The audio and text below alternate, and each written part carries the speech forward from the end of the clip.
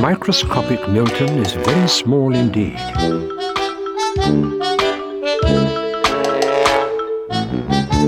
He lives in a clock on the mantelpiece in the parlour of a house that belongs to a lady named Mrs. Witherspoon.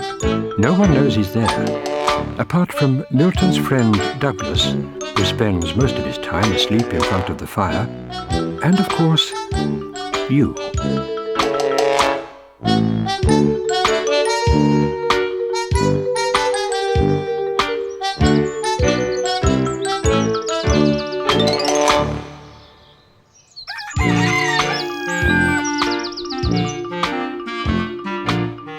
One morning, Microscopic Milton woke up bright and early and was ready for a hearty breakfast. But when he opened the cupboard, it was completely empty. It must be shopping day, thought Milton, and he sat down to write a shopping list. Now, let me see. 1 baked bean, 1 cornflake. Yes, that should do it. Milton got dressed and walked to the edge of the mantelpiece. He looked down to see his best friend Douglas asleep by the fire as usual. Milton called in a tiny voice that only dogs can hear. "It's shopping day. Can you give me a lift to the shops?" "Woof," said Douglas, and reached up so that Milton could jump onto the end of his nose. Then off they went to the shops.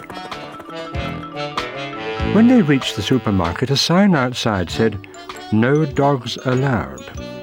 So Douglas waited outside with all the other dogs while Milton went to get the shopping. The trouble was, Milton couldn't reach any of the shelves, and besides, all the food was so big. "I need some help," thought Milton.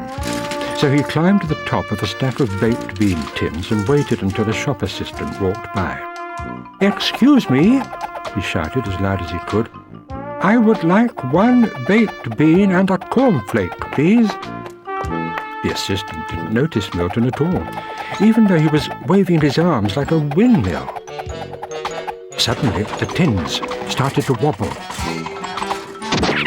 Down fell Milton, down fell the tins, and down fell some large black olives. "Ah!" shrieked the shop assistant. "A big, black, shiny beetle!" Milton quickly hid as the shop assistant screamed and began to pull everything off the shelves as she searched for him. "Ugh, I hate olives," said Milton. Then he noticed a lady who was giving away free samples of cheese.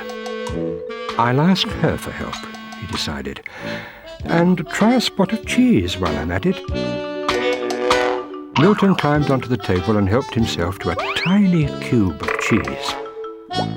The lady on the cheese counter was quite surprised to see the cheese moving about and decided to take an early lunch.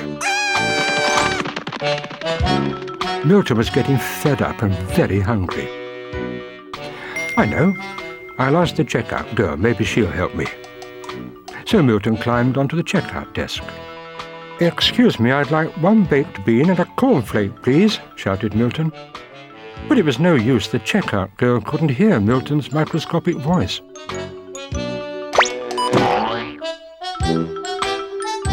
"I know," he thought. "I'll whistle. She's bound to hear that."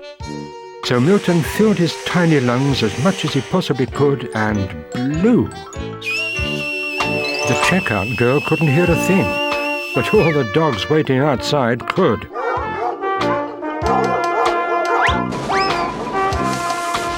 There was food everywhere. Douglas couldn't bear to look.